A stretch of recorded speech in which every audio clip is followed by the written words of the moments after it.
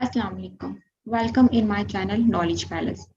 Knowledge palace में आज हम बात करेंगे section 4 of the code of criminal procedure 1898।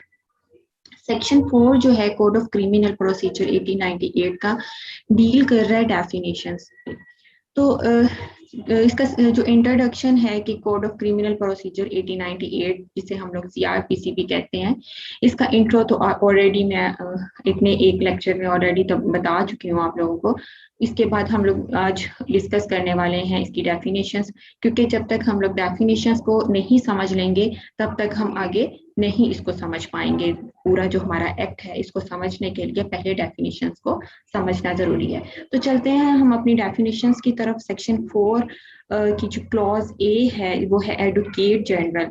Advocate का मतलब आपको पता है कि एडवोकेट जो है यूजुअली जो लॉयर है जिसे वकील भी कहते हैं, वो एडवोकेट होता है। अब एडवोकेट की डिफरेंट काइंड्स हैं। एक तो प्राइवेट एडवोकेट होता है जो कि प्राइवेट प्रैक्टिस कर रहा है। एलएलबी कंप्लीट करने के बाद जब आप लाइसेंस ले लेते हैं लॉयर कोर्ट का, तो वो आप वो लाइसेंस जो है इस बात की गारंटी होता है कि यू में प्लीड इन लॉयर कोर्ट्स। उसके बाद जब आपको हाई कोर्ट का लाइसेंस मिल जाता है तो फिर आप लोग हाई कोर्ट में भी प्लीड कर सकते हैं।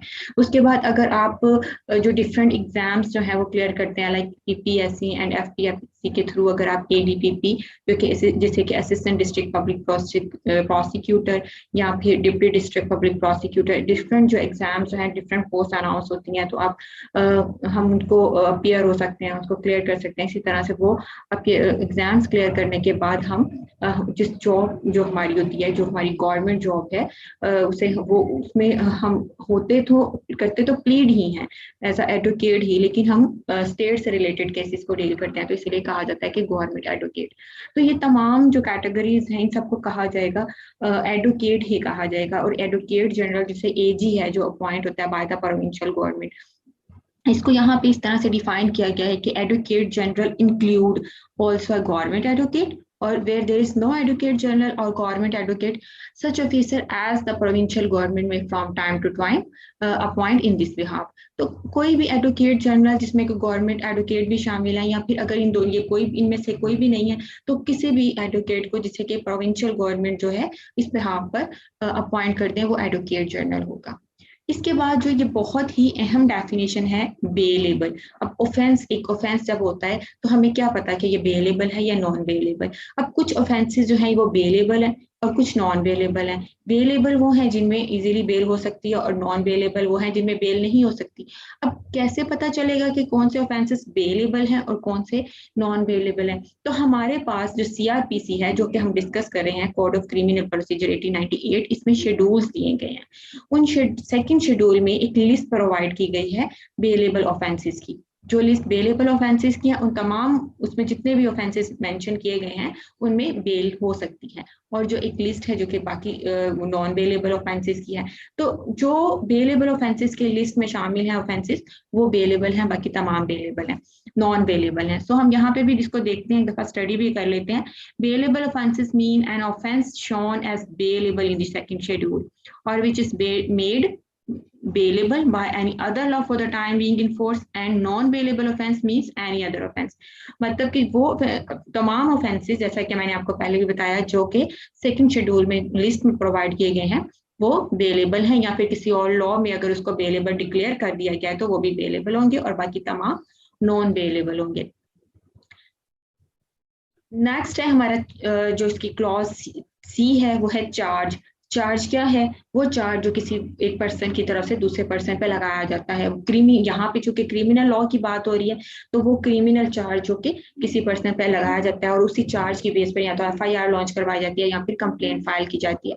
तो चार्ज समटाइम एक से ज्यादा चार्ज भी होते हैं, मतलब एक से ज्यादा ऑफेंसेस का भी चार्ज लगाया जाता है। मतलब इस पर्सन ने थेफ्ट भी कमिट किया और इस पर्सन ने मर्डर भी किया, तो यहाँ पे एक से ज्यादा चार्ज हो गए। तो charge includes any head of charge one the charge contain more than one.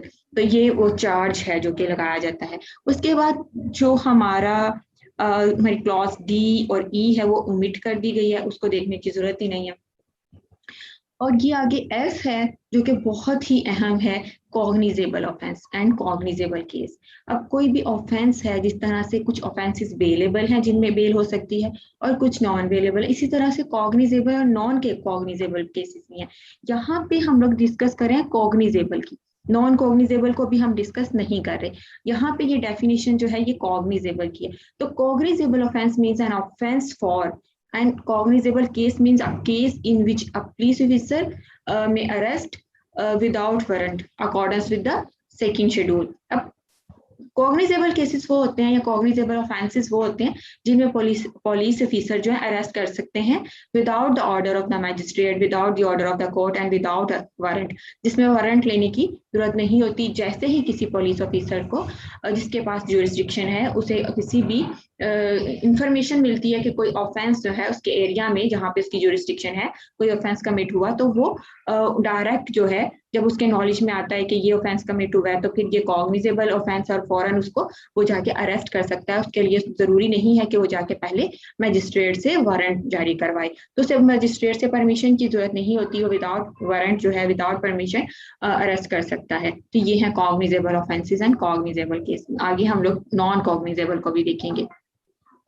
अब ये कंप्लेंट है, कंप्लेंट भी बहुत अहम है डेफिनेशन। हम जब भी कोई ऑफेंस कमिट होता है तो या तो एफआईआर करवाई जाती है या फिर डायरेक्ट कंप्लेंट फाइल की जाती है।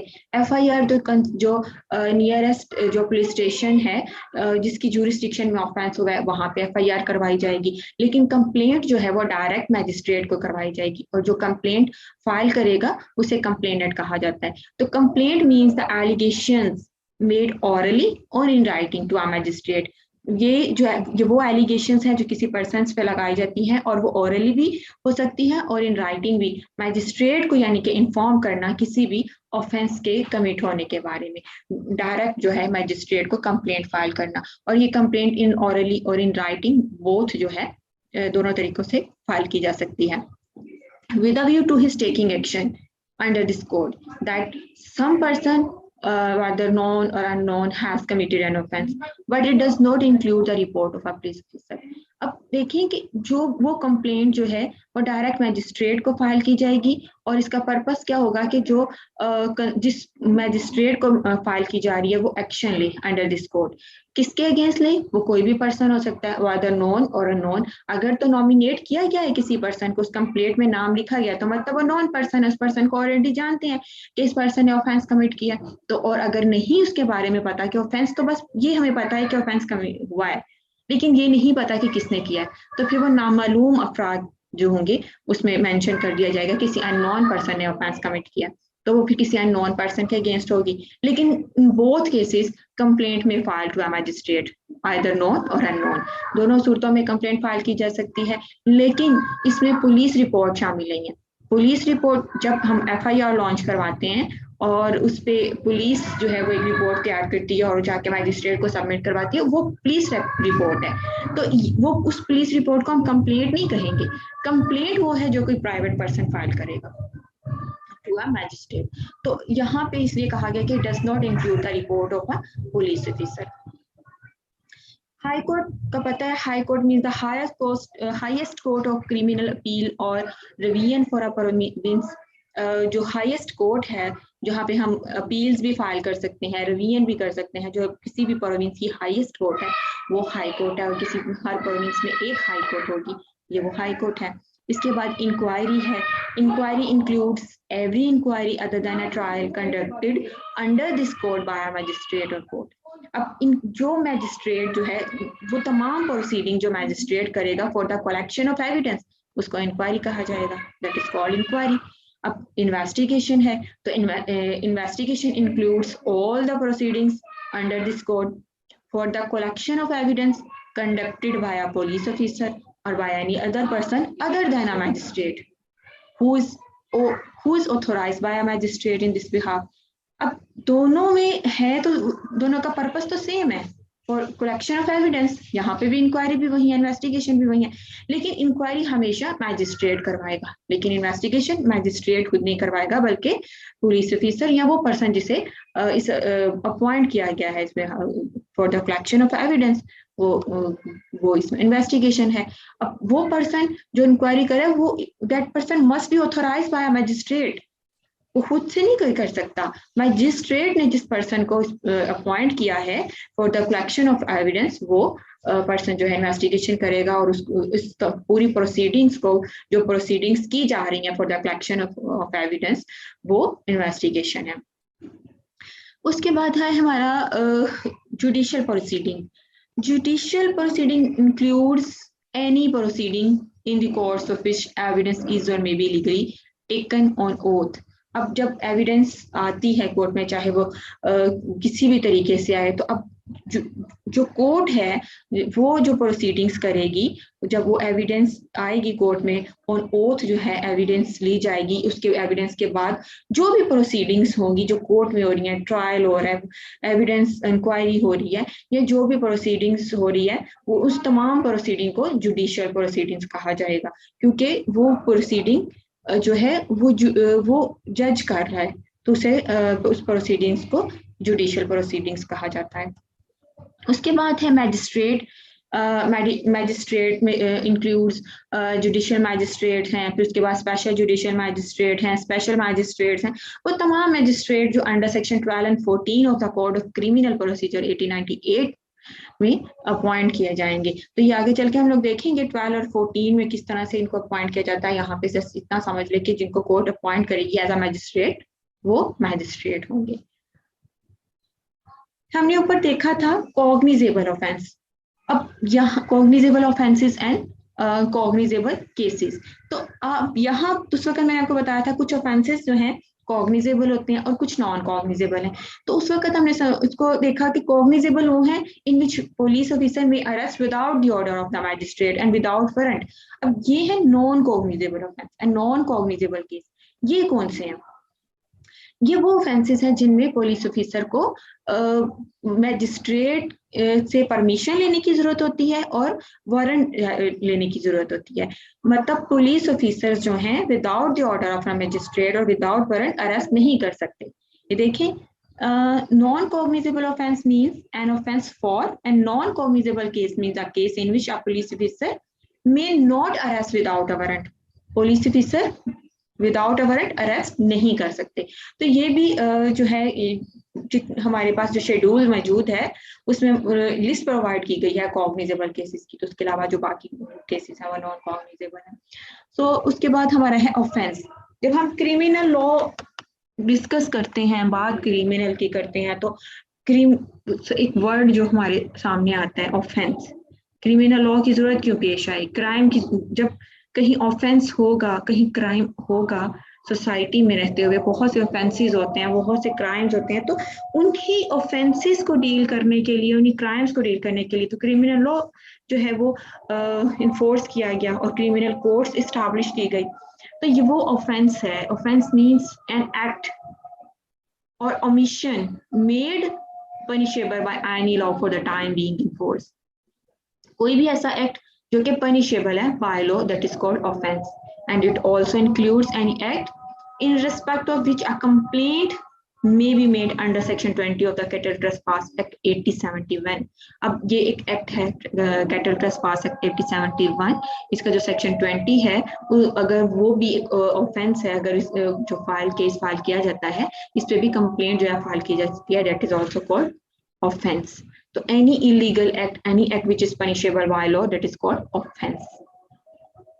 उसके बाद ये है officer in charge of a police station. बहुत ही इजी है, हम सबको पता है कि ऑफिसर इन चार्ज कौन होता है। Officer in charge of a police station वो पर्सन होता है जो कि पुलिस स्टेशन का इंचार्ज होता है, उसको पूरे स्टेशन हाउस को जो चला रहा होता है। And include when the officer in charge of a police station is absent from the station house or unable to perform his duties or from illness or cause to perform the duties for any reason, the police officer present at the station house who is next in rank to such officer, and who is above the rank of the constable, or when the provincial governments or direct any other officers so present. तो जब police officer जो कि in charge है वहाँ का, अगर वो वहाँ पे मौजूद नहीं है किसी भी वजह से, या मौजूद है लेकिन किसी इलनेस की वजह से, किसी बीमारी की वजह से वो अपनी ड्यूटीज को परफॉर्म नहीं कर सकता, तो जो भी जो पुलिस ऑफिसर वहाँ पे मौजूद है स्टेशन हाउस में उस वक्त, जो कि नेक्स्ट रैंक में है, जो पुलिस इंचार्ज है, जो ऑफिसर इंचार्ज के बाद जिसका रैंक है उस नेक्स्ट इन रैंक में, या फिर जो कांस्टेबल के रैंक से अबव है, क्योंकि कांस्टेबल जो है इंचार्ज नहीं हो सकता, तो जो who is above the rank of the constable, तो वो भी इसकी ड्यूटीज जो है परफॉर्म करेगा, और वही ऑफिसर इंचार्ज जो है उसको कहा जाएगा।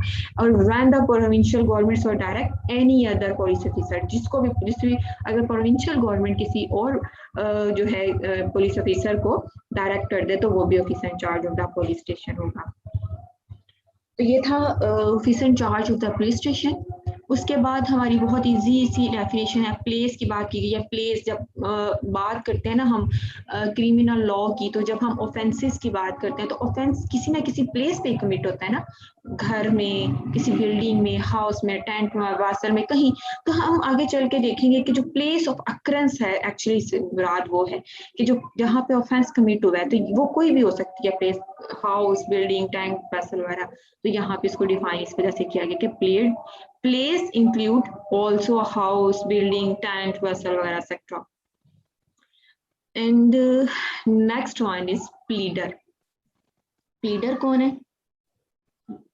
Any person who is authorized by law to plead in a court, जो पर्सन भी प्लीड कर रहा है किसी दूसरे के लिए, अपने क्लाइंट के लिए, वो प्लीडर है।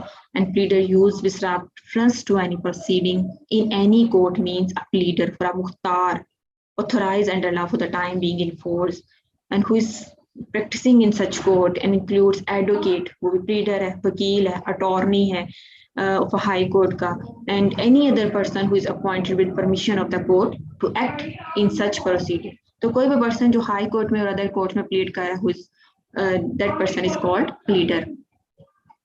नेक्स्ट है, हम अभी बात कर रहे थे ऊपर officer in charge of a police station की। तो वो तो हमने ये देखा कि वो पर्सन कौन है जो कि इंचार्ज होगा पुलिस स्टेशन का। तो पुलिस स्टेशन क्या है? तो यहाँ पे इसको पुलिस स्टेशन को डिफाइन किया गया है। हम सबको ये तो कॉमन मैन जो है उसको भी पता है कि पुलिस स्टेशन जो है वो क्या है। Police station means an post or an place declared generally or specially by the provincial government to be a police station, and includes any local area specified by the provincial in this behalf। तो कोई भी post, कोई भी place जिसको provincial government ने declare कर दिया है, गवर्नमेंट ने डिक्लेयर कर दिया कि ये पुलिस स्टेशन हाउस है, तो that is called police station. और कोई भी लोकल एरिया जो है जिसे स्पेसिफाई कर दिया गया by the provincial government this behalf, तो that is called police station. उसके बाद है हमारे पास पब्लिक प्रोसिक्यूटर।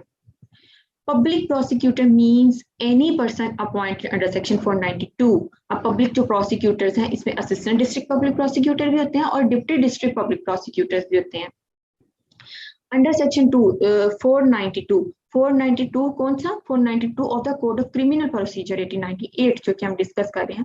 492 में प्रोसीजर बताया गया है कि कौन से पर्सन्स हैं और किन पर्सन्स को as a public prosecutor appoint किया जाएगा। हम 492 डिस्कस करेंगे तो इस पे हम लोग मजीद जो है बहस करेंगे। फिलहाल यहाँ पे अभी सिर्फ ये देखें कि पब्लिक प्रोसिक्यूटर वो हैं जिनको under section 492 of the code of criminal procedure 1898 जो है उनको अपॉइंट किया गया है। And also includes any person acting under the direction of the public prosecutor. वो पर्सन जो कि पब्लिक प्रोसिक्यूटर की डायरेक्शन पे एक्ट कर रहे हैं वो भी पब्लिक प्रोसिक्यूटर है। And any person conducted prosecution on behalf of the state, जो कि स्टेट के बिहाफ पर प्रोसिक्यूशन को कंडक्ट कर रहे हैं कि कहाँ पे? हाई कोर्ट में। और जो हाई कोर्ट जो कि अपनी ओरिजिनल जुरिस्डिक्शन जब एक्सरसाइज करती है तो वो पर्सन जो प्रोसिक्यूशन को कंडक्ट कर रहे हैं वो भी पब्लिक प्रोसिक्यूटर है। उसके बाद है sub division. Sub division means a sub division of a district. District को फर्दर जो डिवाइड किया होता है ना डिवीजन्स में और सब डिवीजन्स में, तो यहाँ पे वो है सब डिवीजन, वो है जो कि डिस्ट्रिक्ट की जो सब डिवीजन है। तो ये थी हमारी डेफिनेशंस जो कि सेक्शन 4 है of the code of criminal procedure 1898, पूरे का पूरा सेक्शन जो डेफिनेशंस पर मुश्तमिल है। इंशाल्लाह नेक्स्ट लेक्चर में हम लोग पार्ट 2 चैप्टर 1 जो है हमारा classes of criminal codes and establishment और कोड जो है वो डिस्कस करेंगे। तो देखते रहिए नॉलेज पैलेस। अल्लाह हाफिज।